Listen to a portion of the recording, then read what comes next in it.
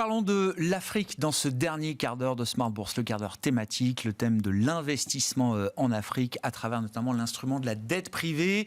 Guillaume Arditi est venu nous voir il y a quelques jours dans cette émission, l'associé fondateur de Belvedere Africa Partners. L'Afrique, évidemment, avec déjà le thème des ressources naturelles et la crise des ressources naturelles qui retrouve un peu la lumière en cette actualité tendue. Je pense que ce qui est en train de se passer, c'est qu'on redécouvre que le manque de diversification a des conséquences. Donc on a eu la première alerte avec le Covid, maintenant on a la deuxième avec la crise ukrainienne. Évidemment, elle est extrêmement violente et touche beaucoup plus de monde puisque c'est l'énergie et c'est central. Et donc mécaniquement, ça ramène les spotlights sur l'Afrique où il y a actuellement des alternatives et puis des développements gaziers qui sont soit au Mozambique, en Namibie, au Sénégal. Donc oui, mécaniquement, ça ramène l'attention sur l'Afrique. En revanche, je pense que ce serait vraiment une erreur de ne penser à l'Afrique que pour les ressources naturelles, parce que ces opportunités qui sont offertes sur le continent sont bien entendu beaucoup plus larges et peuvent répondre à des problématiques de diversification dont on pourrait cette fois un petit peu anticiper les conséquences. Bon, c'est un message permanent dans nos entretiens, Guillaume. Mais non, mais c'est important et c'est le cœur du sujet d'ailleurs. Pour un investisseur global, comment vous caractériseriez l'investissement en Afrique? Quand on a la possibilité d'investir partout dans le monde, dans différents types d'instruments, on parlera avec vous de la dette privée en l'occurrence, comment se détache le territoire africain et ce qui caractérise l'investissement en Afrique? Je pense qu'il faut le recontextualiser sur le marché global. C'est-à-dire que d'une part, on a un marché qui est caractérisé actuellement par une masse de liquidités qui est absolument colossale.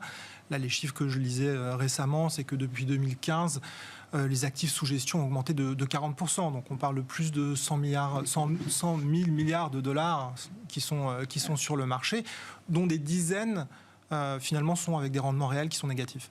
Donc on a cette problématique-là avec cette masse de liquidités et des rendements qui ne répondent pas aux attentes.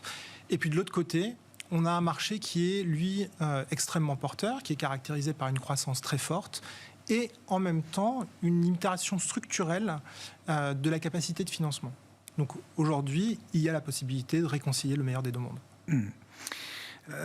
Modulo le risque politique, là aussi c'est une discussion qu'on a déjà eue avec vous, mais enfin le risque en général, et Dieu sait si les investisseurs globaux sont capables parfois d'aller prendre des risques très importants. Est-ce que justement la perception du risque africain a évolué? C'est une question qu'on a déjà posée avec vous. C'est une question qu'on avait abordée et on voit en fait l'évolution qui continue à se faire. Donc depuis nos premières discussions, on est progressivement en train de sortir de cette dichotomie qui caractérisait la vision du risque africain, qui était d'un côté, pour faire un peu caricatural, mais ça reste assez proche de la réalité, d'un côté l'aide au développement et de l'autre côté le haut risque au rendement. Donc on avait cette espèce de binarité dans l'approche du risque et on ne pensait pas qu'il y avait la possibilité de travailler sur des risques conservateurs et puis éventuellement de dormir sur ses deux oreilles sans penser qu'on allait faire soit le x10, mais en risquant de tout perdre. Donc aujourd'hui, il y a cette évolution-là qui se produit, qui est de plus en plus importante, et les investisseurs commencent à avoir une sensibilité de plus en plus marquée au fait qu'il y a des opportunités qui se présentent et qui peuvent se retrouver avec de la granularité entre ces deux extrêmes.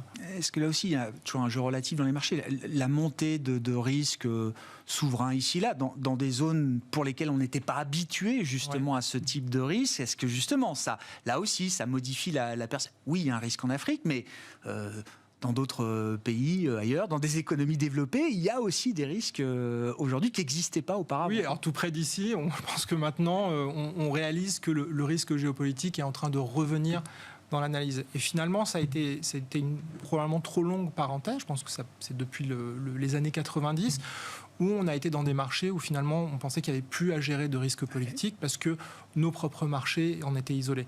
Maintenant que ça revient chez nous, on réapprend à gérer le risque géopolitique qui va de pair avec le risque économique, et c'est ce qu'il faut faire tout simplement en Afrique, où d'ailleurs, une petite insiste par rapport à ce dont on discutait récemment aussi.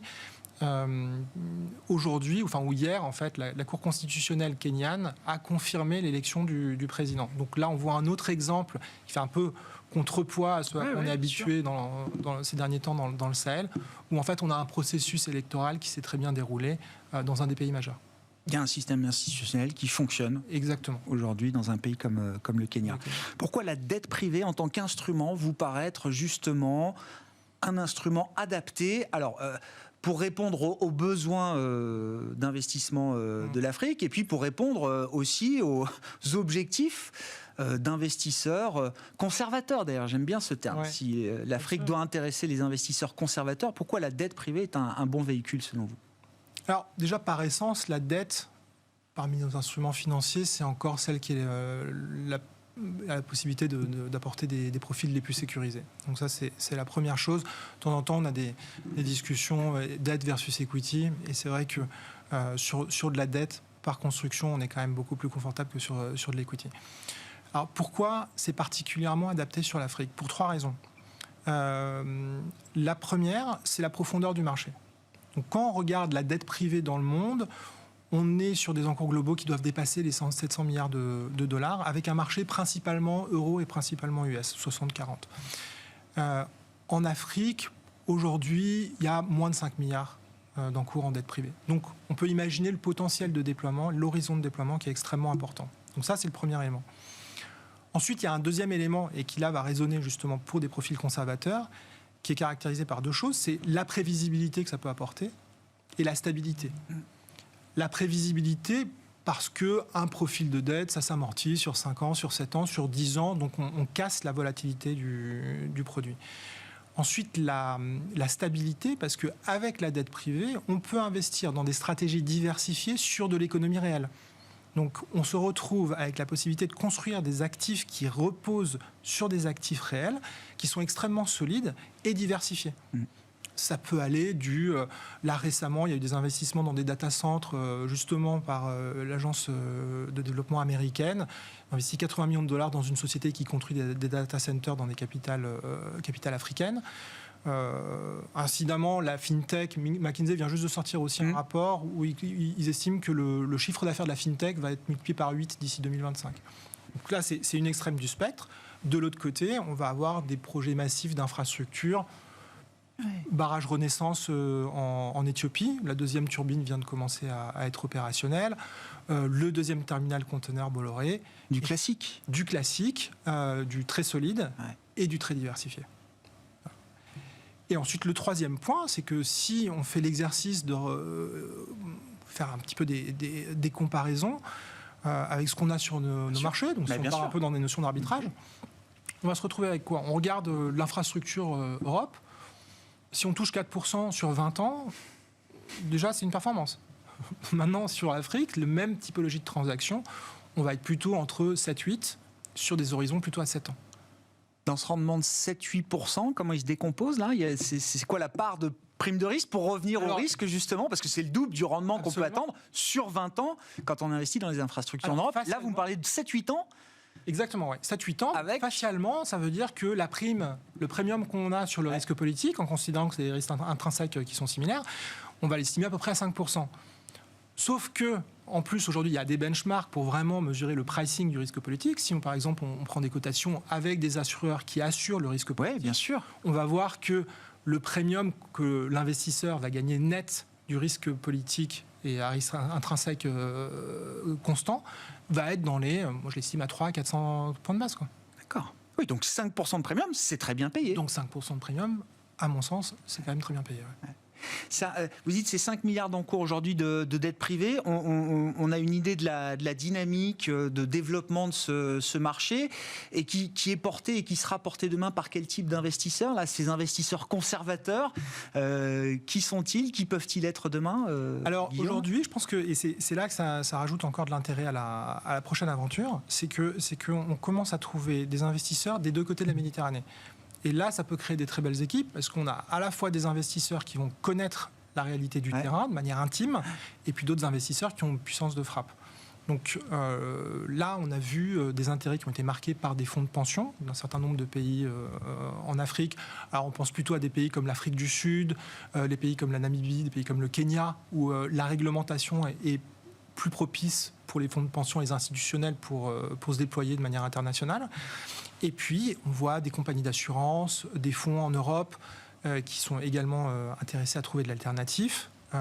En plus avec des notions d'impact qui sont extrêmement fortes, et le tout soutenu par certaines banques de développement qui voient dans la dette privée la possibilité d'aider à combler le gap de financement sur le continent africain.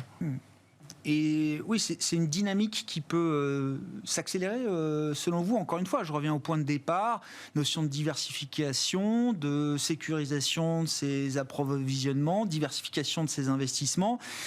Nous, on voit plusieurs projets de fonds qui sont en cours. Et donc, l'anticipation, c'est que sur 2023, on devrait quand même assister à du mouvement sur le marché. Ouais. Bon. Moi, je pense que, quand je vous disais 5 milliards, c'est moins. Moi, mon anticipation, c'est qu'à partir du moment où il y aura des fonds d'aide senior qui sont un peu classiquement... avec des profils comme on les a chez nous qui vont être développés sur le continent, il y aura en plus un effet d'aspiration qui va amener 2-3 milliards de dollars d'encours assez vite sur le marché. Guillaume Arditi, associé fondateur de Belvedere Africa Partners, qui était l'invité du quart d'heure thématique de Smart Bourse cette semaine.